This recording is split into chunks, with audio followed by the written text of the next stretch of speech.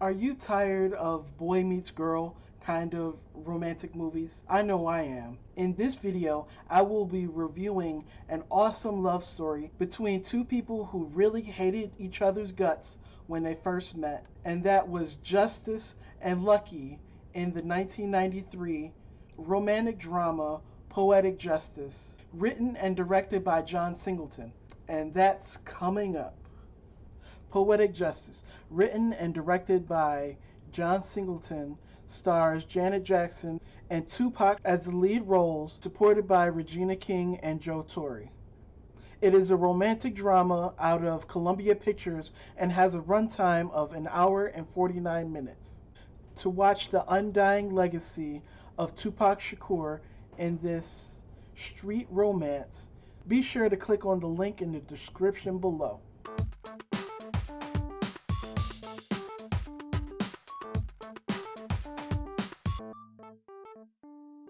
Welcome back to another episode of Terrell's Takes, where I give you my takes on black celebrities in the film and music industries. If you are new to this channel and you enjoy my content, be sure to hit that like button if you like it, smash the subscribe button to become a taker, and ring the notification bell next to it to stay up to date with all things Terrell's Takes.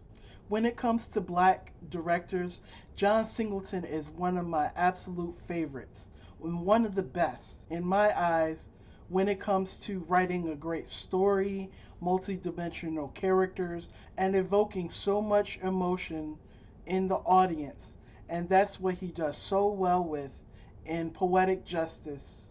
Poetic Justice is about a woman named Justice, played by the ever so wonderful Janet Jackson, a highly passionate and romantic hairdresser, because when she was younger, she was on a date with her boyfriend at a drive-in movie, and he gets shot in the face right next to her. That is so traumatizing. Anybody would guard themselves after witnessing something like that. After she lost her boyfriend, Markel, she devoted all of her time to being a hairdresser and her poetry. She had no time for men.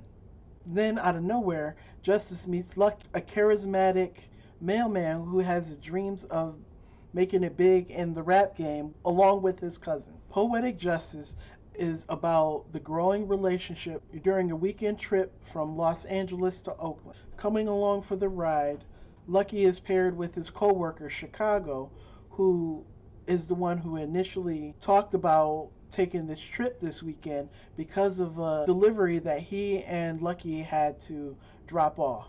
Chicago wanted company while they were on their trip. He wanted his girlfriend, Aisha, to tag along with them. As an incentive to let her come along, Chicago asked Aisha to talk one of her friends into going with them in order to keep Lucky company. Happens to be Justice, who had recently met Lucky at the hair salon that Justice and Aisha work at.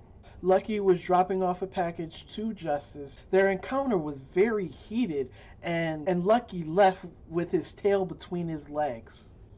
Aisha brings along Justice, who is supposed to be the friend that keeps Lucky company, while Chicago and Aisha are busy in the back of the delivery truck. Because of a prior altercation that Justice and Lucky happened to have at an earlier point in the movie, as soon as they find out that they're the friends that's going to be hanging out on the trip, they immediately begin to berate each other with curse words. Now, I get that with black movies, especially street and urban movies, there's a lot of cursing. While I do understand that curse words help express the rawness and the emotions that a character may be feeling, I believe that it was a little too much. Shared hatred between Justice and Lucky soon began to ease up a little bit after they decided to crash a family reunion because they were hungry. It could be seen at this point in the film where Justice and Lucky's tension that had been building up so much so far was starting to ease.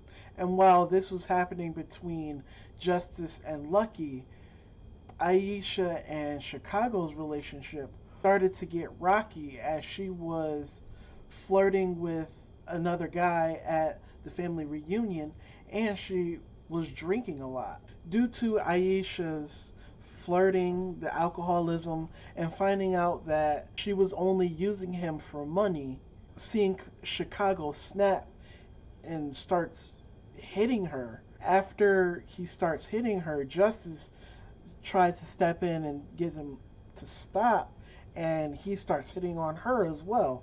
When it comes to a guy putting his hands on a woman, I do not like that at all, even if it's in a movie.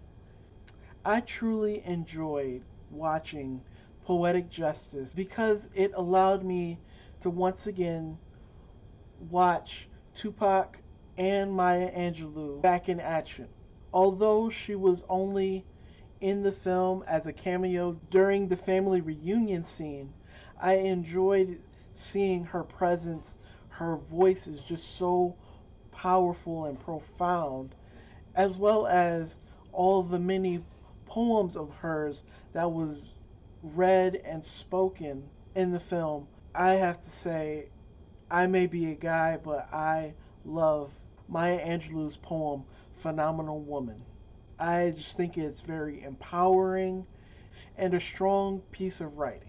This movie does a great job at displaying a lot of different themes, such as relationship problems, alcohol and drug problems, sadness, grief, and then also two of the most unlikely people finding each other and coming together to make something so wonderful and nice. Although Lucky and Justice got off to a rough start for a lot of the movie, all of the events that led up to the end showed that they were able to have sympathy for one another and want to give each other a chance to get to know each other. It isn't directly stated that they're going steady, but it was great to see them start to build a relationship.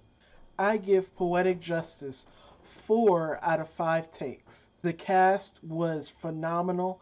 I love seeing the young Tupac movies, the young Janet Jackson movies. Maya Angelou, just a nice breath of fresh air. Because I feel like by watching this movie, I am keeping both Tupac's and Maya Angelou's legacies alive by reviewing this movie. I also enjoyed the character development of all the main and supporting roles. Justice, she went from being really stuck up and to finding love again. Lucky went from dealing with an impossible situation to meeting someone that he could really build with. Although the opposite happened between Aisha and Chicago, I do have to say that Chicago, Joe Torre played such a wonderful, this fake nice guy, when he was really a bad guy all along. As for Aisha, I love Regina King, and her roles have always stood out to me. This one in particular, because her role as Aisha was spot on. But what I didn't like about this movie was the time of story progression. There were a couple points in this film where I believe that they could have edited out even more. I didn't talk about it, but there was a point where Lucky went over to his baby mama's house to spend some time with his daughter and comes to find out that she is smoking crack and prostituting herself. I believe that if that part and maybe a little more edits in other places, this film could have been cut down to about an hour and 25 minutes. I also wasn't too keen on all of the strong language. Yes, I know it helps get an understanding of the characters and the language they use and the emotions that they present throughout the progression of the story, but I just felt like at certain points it wasn't needed. I love all of the actors that played in this movie, and just being able to see Tupac and Maya Angelou again in their primes, just doing what we love seeing them do, one of the biggest parts of why I enjoyed this film. If you haven't seen this before, be sure to click on the affiliate link below and tell me what you thought about it. So with that said, hit the like button if you like this video, smash the subscribe button to become a taker, and ring the notification bell to stay up to date with all things Terrell's Takes. Until next time, that's a wrap.